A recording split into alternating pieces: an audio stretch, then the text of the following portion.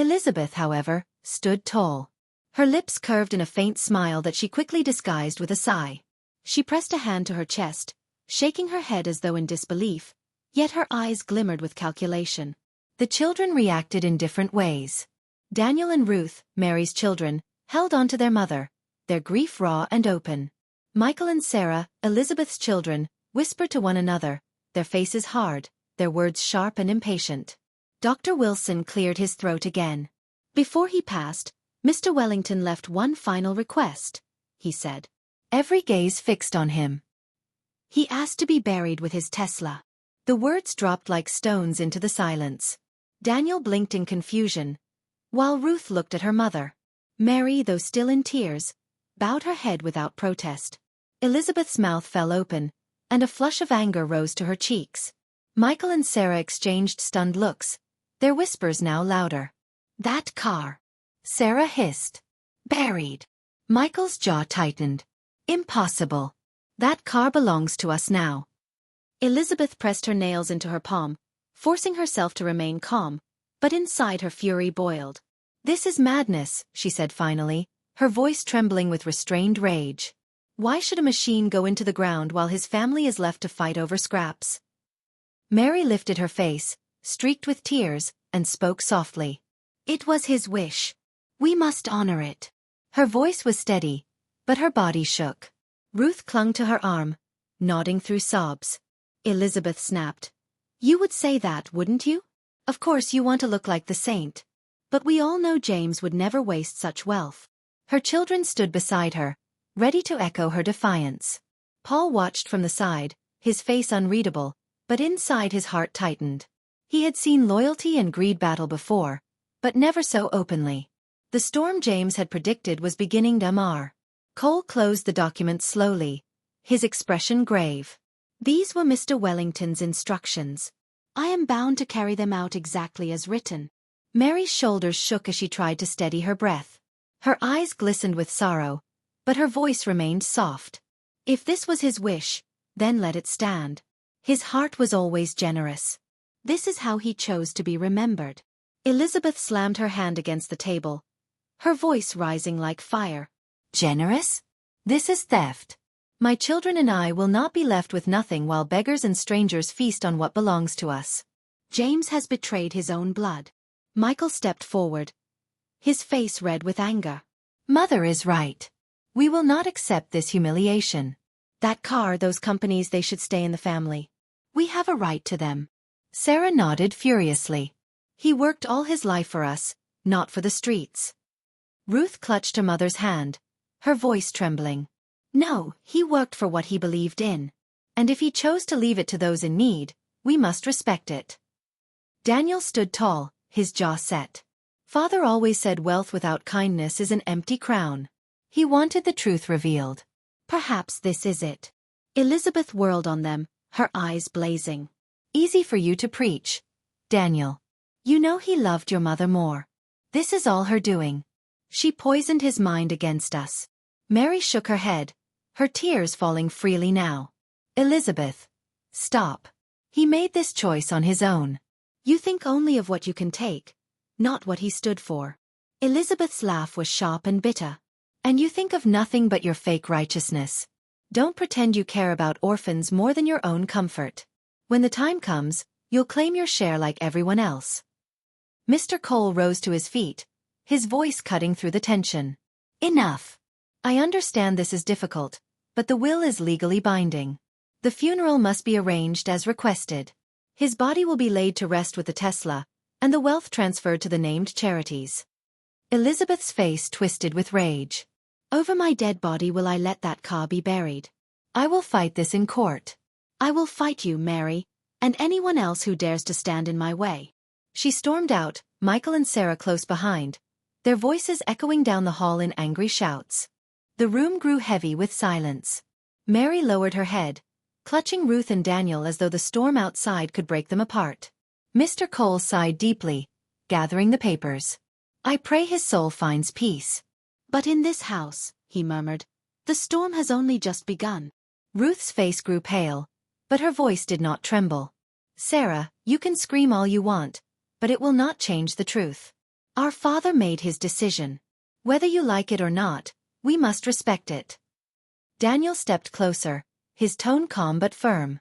Michael, anger will not bring peace. Father wanted to test us. This is not only about wealth, it is about who we truly are. Michael clenched his fists. Do not preach to me, Daniel. I will not stand by while everything is buried under the ground. That car is mine. That empire is mine.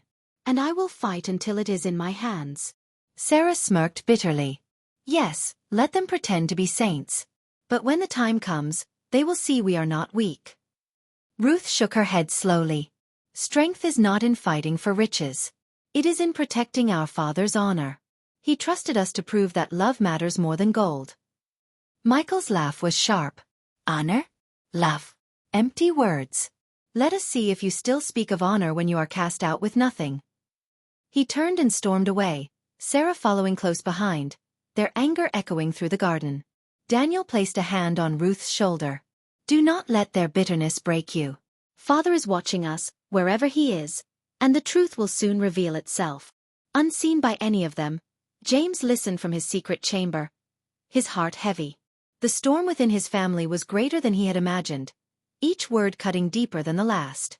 What he had feared was no longer hidden. It was alive, burning in the open. Richard's grin widened as he poured himself a drink. Patience. Elizabeth. These things take time. The lawyer cannot simply change a will overnight. But trust me, I am working on it. He is my friend, and he listens to me. You must give him space to prepare.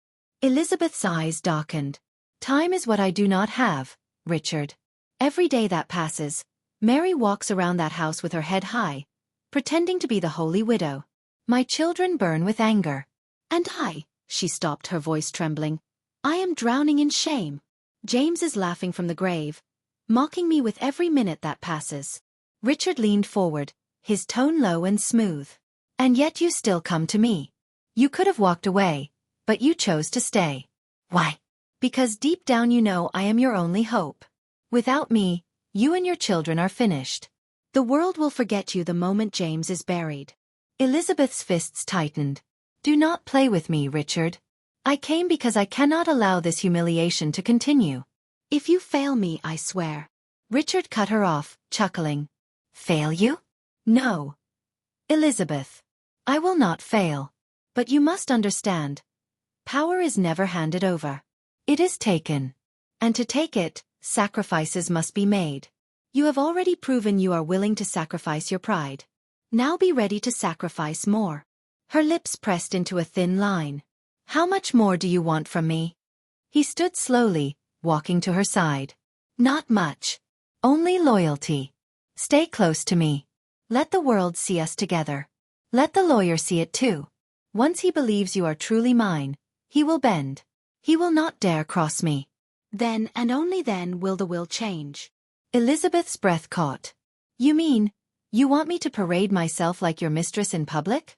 Is that it? Richard's smirk deepened. Call it what you wish. Mistress, partner, queen, it makes no difference. What matters is power. Together, we will claim it. Alone, you are nothing but a widow fighting shadows. Elizabeth closed her eyes, her chest rising and falling quickly. She thought of Michael and Sarah, of their angry, desperate faces. She thought of Mary's calm dignity that pierced her pride like a knife. Slowly, she opened her eyes again. If this is what it takes, she whispered bitterly, then so be it. Richard's laughter filled the room, low and victorious. Good. At last you are ready to play the game properly. Back at the mansion, James sat in silence, his eyes fixed on the hidden screens. He had seen enough. His lips tightened into a thin line as he muttered to himself. So this is what my legacy has become. A family poisoned by greed and betrayal. But the game is not over. Not yet. Don't be foolish. Think again. Walk away and you'll lose the greatest opportunity of your life. Henry strode to the door and flung it open. His voice was ice. Out. I will not be part of this evil.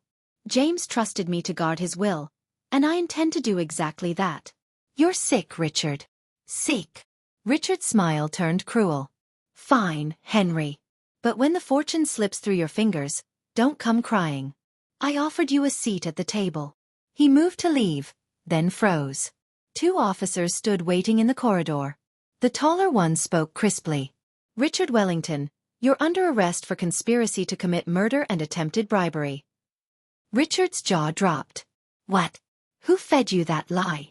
Henry stepped into the doorway, calm and unflinching. I did. I called the police the moment you started spewing your plan. Not every man is for sale. You wanted innocent women and children dead for money. You disgust me. The officers wrenched Richard's arms behind him and cuffed his wrists. He fought, shouting, You can't do this. I'm a Wellington. That fortune is mine. James cheated me, and you're helping him, even in death. This isn't over. They hauled him down the hall, his protests fading. Word raced back to the mansion within the hour. Staff whispered in corners. Guards traded stunned looks. The city buzzed. Elizabeth sat rigid on the edge of her bed, hands shaking. Not with remorse, but with rage and dread. How could he be so careless, she muttered. Now they'll all point at me. She had wagered everything, even her pride, and her ally now sat behind bars. Her schemes felt as if they were collapsing under their own weight. Michael burst in, face flushed. Mother, is it true? Were you with Uncle Richard? Elizabeth sprang to her feet. Michael, listen. No, his voice cracked. I heard it myself. The servants are talking everywhere. Father isn't even buried and you. His words broke. You've dragged our name through the mud. Cornered, she reached for the only weapon left. Truth she had buried for years. Michael, she whispered. James isn't your father. He went still. What did you say? You and Sarah. You're not his blood. I married James for stability. My parents pushed it. I loved someone else. A farmer. We still speak. He never married. He waited. Michael staggered back. So my real father tills the soil while I grew up in palaces. I believed I was James Wellington's son, and now I'm nothing. Don't say that, she pleaded. Blood isn't everything. You can still claim what you deserve. He tore free, tears bright in his eyes. You lied about my life. You broke my respect. You betrayed your own son. He fled, and Elizabeth sank into a chair, face in her hands, seeing at last how fast her world was falling. Pride, children, plots, reputation. Below the mansion, in the hidden room, James watched the confession on his screens. Each word cut deeper. When Elizabeth admitted the truth about Michael and Sarah, his hands trembled, anger blazing in his chest. He rose. Enough. This ends now. He climbed the concealed stairway and stepped into the living room for the first time in weeks. Elizabeth, still pacing, froze at the sound behind her. Well played, Elizabeth, James said. She whirled. Her breath hitched. James. You're dead. Dead. His eyes burned. No. I've been alive. Watching. I needed to see the truth. To test love. And you failed beyond anything I imagined. Please, I can explain. Explain that you sold yourself to my brother? That you called me a fool? That you trained your children to spit on my name, children who aren't even mine? His voice thundered. What will you explain except betrayal? She crumpled to her knees. Forgive me. I was desperate. You left us with nothing. You had choices, he said, voice like a blade. You could have chosen loyalty. You could have chosen honor. You chose greed and disgrace. From today, you and your children are barred from this house. You're no longer my wife, and they will not inherit a coin. James, please. Go. Guards entered, lifted her from the floor, and escorted her out as she screamed and wept. James turned away and would not look back. When the doors closed, he stood for a long moment, shaking. Then he walked to Mary's side of the house. She sat with Daniel and Ruth. As he stepped in, she gasped, almost fainting. James, she breathed. It can't be. You were gone.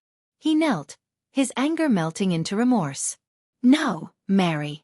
I staged it to see the truth. I'm sorry for the pain. I should never have taken a second wife.